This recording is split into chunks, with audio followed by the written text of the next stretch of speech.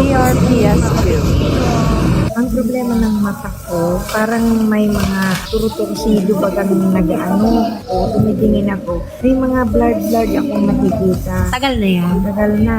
Nung una, nilagyan ng eye drops, ang kati talaga. Tapos, yun, nag-umpisa na yung eyes ko. Ang ganda. DRPS2. May matinanggal sa mata ko.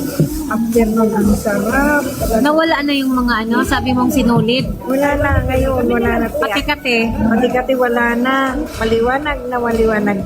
Nag-ano ako, nag-abila ako ng eye drops. Ang Needs Wellness Center ay matatagpuan sa Iriga City, DRPS2. Bonski, Lanuza Street, San Francisco, Iriga City. Ako po ay naandyan every Thursday 10 to 2 p.m. Ang Needs Wellness Center na po branch ay matatagpuan sa San Francisco, Zone 1, Poblacion, Nabua, Camarines Sur. Ako po ay naandyan every Thursday 10 to 12 a.m. See you there!